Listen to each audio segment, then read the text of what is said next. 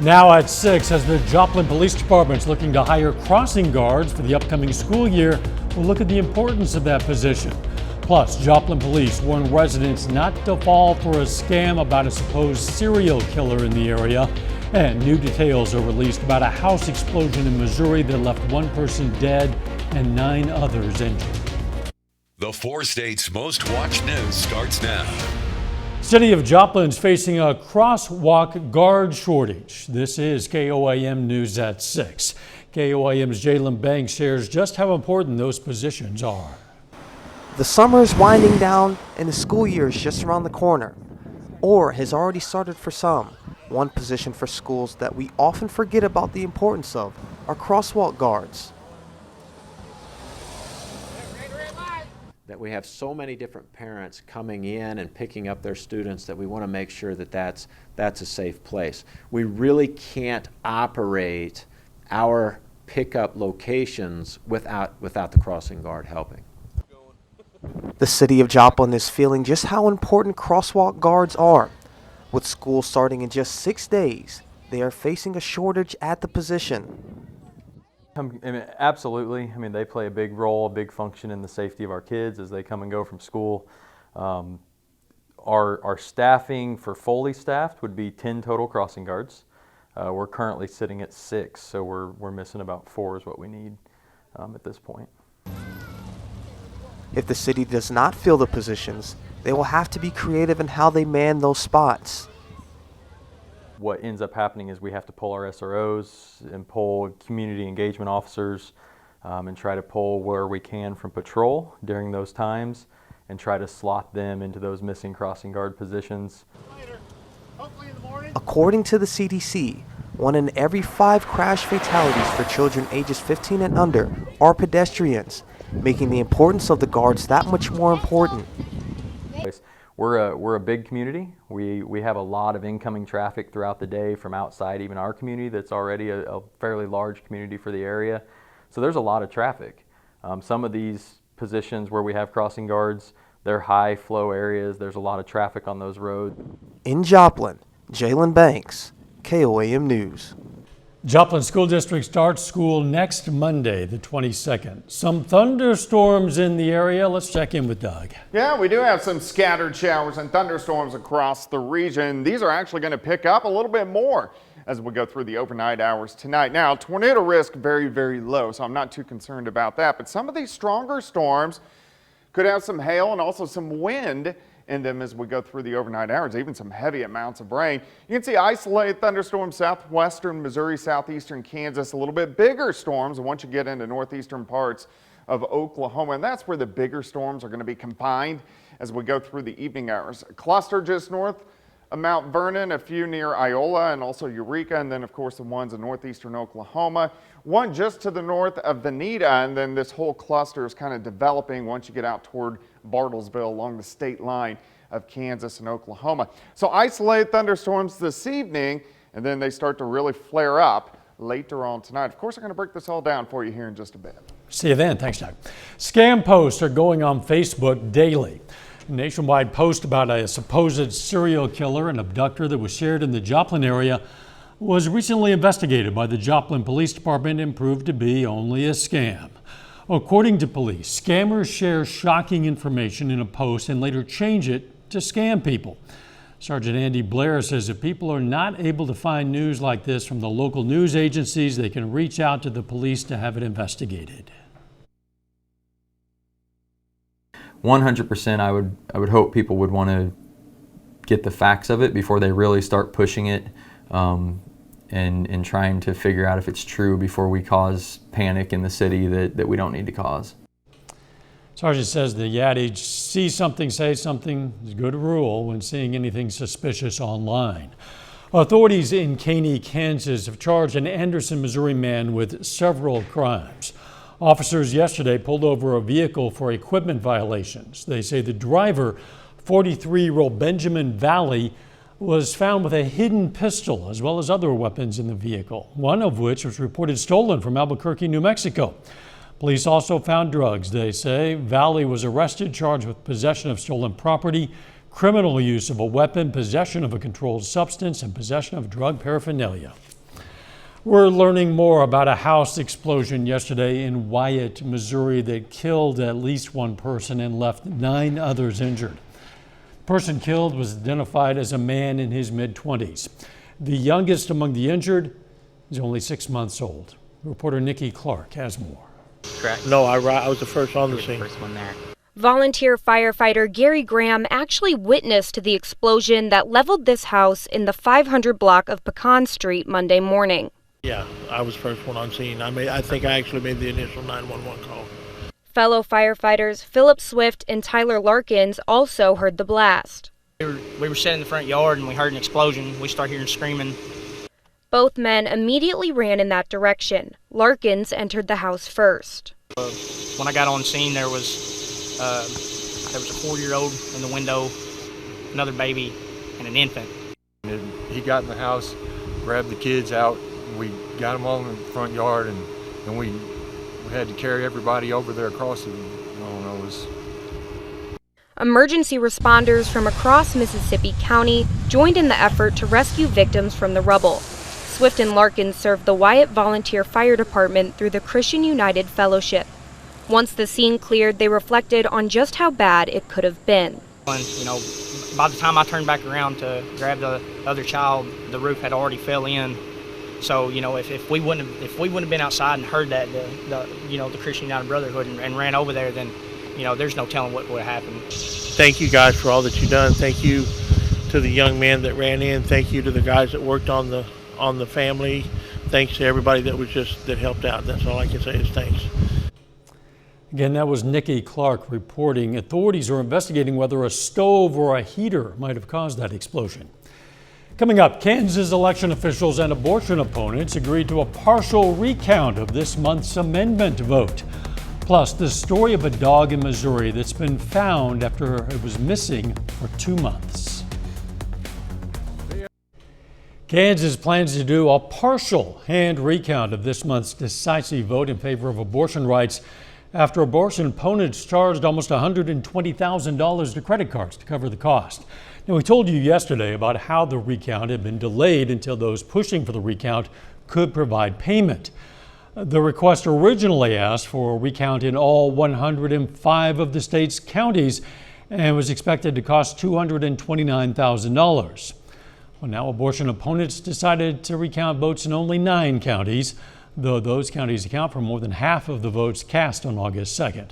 However, the recount is highly unlikely to change the results. A Cape Girardeau, Missouri family had given up hope they would ever find their missing dog after she disappeared nearly 2 months ago. Then they heard from a group of cave explorers who became canine rescuers. Nikki Clark reports. It was hard to believe. I said, but she's been gone for so long. This is Abby, the Bonner family's 13-year-old pet. She's back safe at home after an adventure no one saw coming.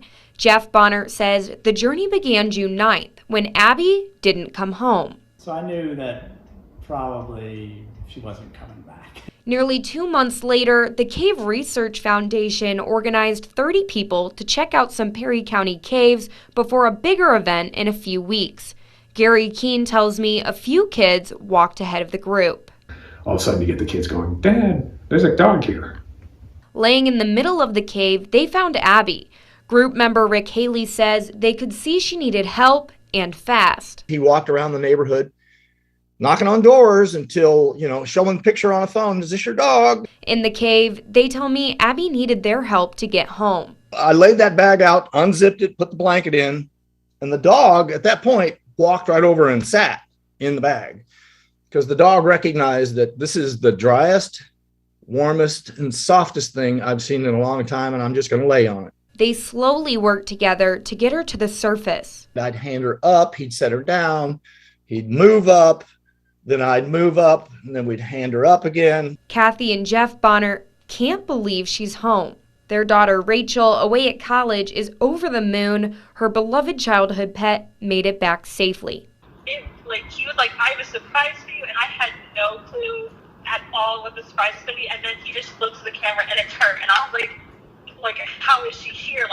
this is impossible that she's still alive. Jeff tells me Abby is getting back to her old self. Acts pretty normal. I mean, she really hasn't barked yet. I guess she just doesn't have the energy for it. I'm not sure. The Bonnert family says Abby is very lucky the Cavers found her when they did. You had the right people in the right place at the right time. Family says Abby is slowly on her way back to getting healthy after spending so long in starvation mode. They're hopeful she's going to make a full recovery. A little bit later, we're going to hear from the Girard and Columbus, Kansas high school football teams as they begin their first week of practice. Plus, thunderstorms increasing as we go through the evening hours. We're going to look at that coming up.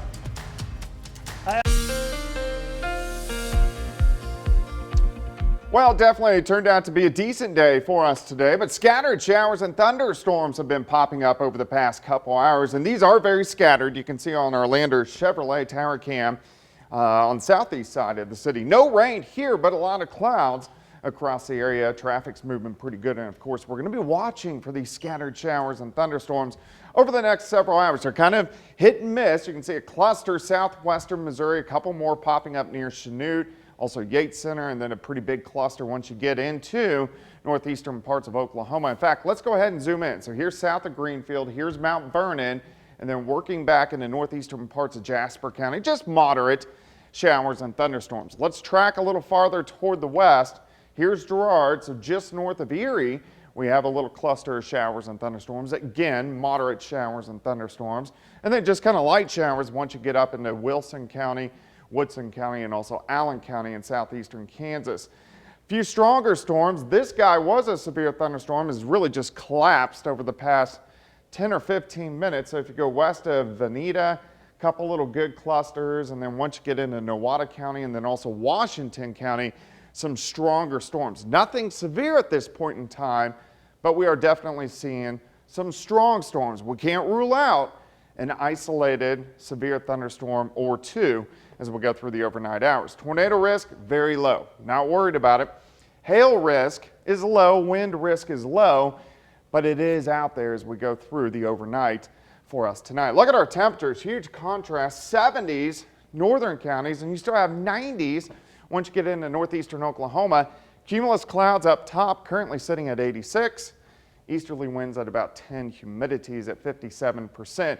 This wave is going to rotate through tonight, but we could even get some heavy amounts of rain, especially southwestern parts of Missouri late tonight. So just isolated thunderstorms this evening, and then a little bit more widespread. Once we get past midnight, 72, 67 by 6, overnight low of 66 degrees. Let's go through time, hour by hour. Isolated thunderstorms, mainly southern counties, over the next several hours, and then look at them blossom once we get past 10 or 11 o'clock this evening, especially on the Missouri side. I do think they'll develop back into southeastern Kansas and then kind of press south and east. Some of these storms could be strong, low grade severe, but they could even drop some heavy amounts of rain. Lasting into the morning hours, here's 5 a.m. And then as we go through the morning, just kind of hit and miss light little showers, but a lot of clouds, so temperatures are going to struggle to warm up, which is okay. It's actually going to feel pretty good. High temperatures only in the mid-70s, 76 for an afternoon high. All right, best chances for rain after midnight tonight into the early morning hours, and then it will start to taper off. And we got to see where these heavy bands line up. But some areas may pick up a half an inch to an inch, maybe some isolated 2-inch amounts, again, especially on the Missouri side. 76 tomorrow, 86 Thursday, 92 on Friday. More rain, showers, and thunderstorms. Pretty good bet by the time we head into the weekend. Highs in the 70s tomorrow. Yeah, it's a big switch from what we've been used to. Well, it had been 30 degrees warmer than that not too long ago. Not bad. Thanks, Doug. Still ahead, the Girard Trojans aim to stay hot after one of the best seasons in program history, and a talented senior class tries to get the Columbus Titans back on top of the CNC. Jacob Leonard has that and more up next.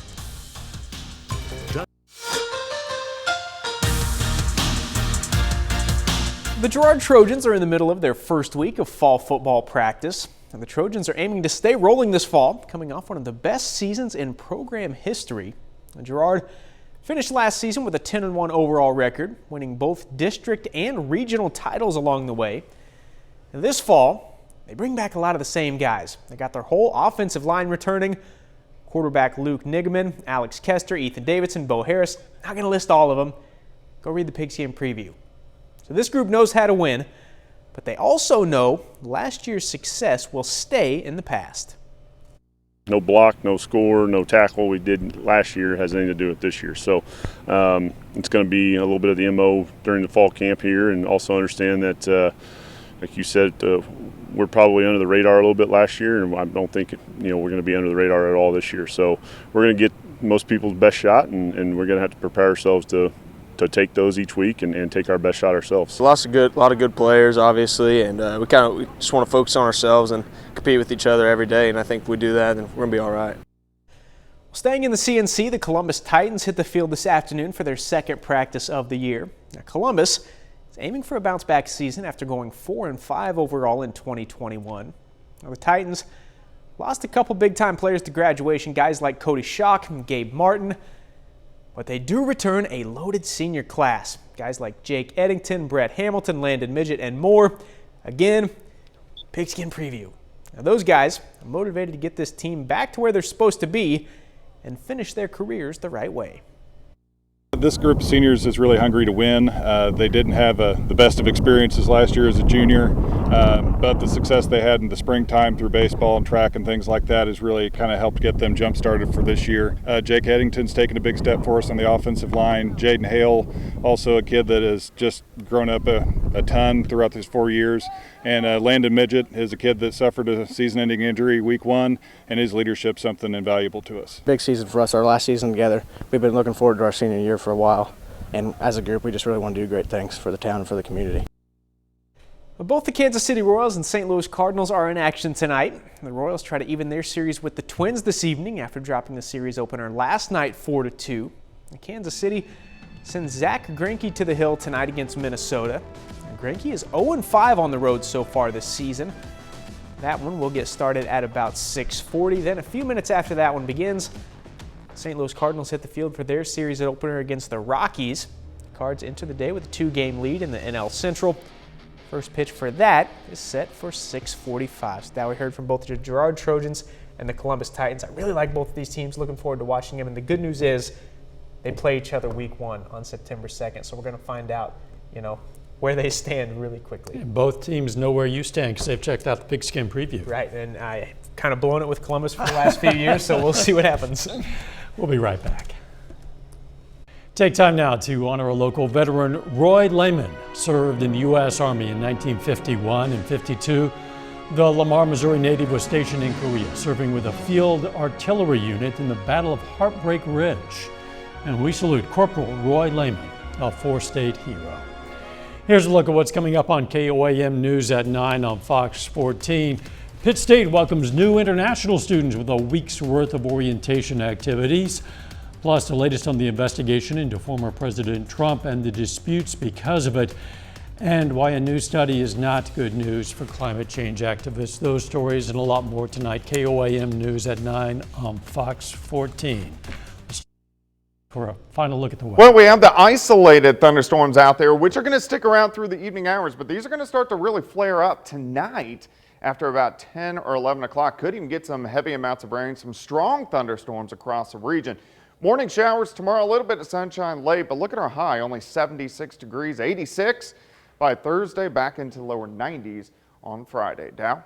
Final sports notes. So obviously we're doing high school football previews. We're going to continue to do that until season opener, so you can always check out more KOAMnewsnow.com/pigskin. Thanks for joining us. We'll see you right back here at 10. Let's make it a great night.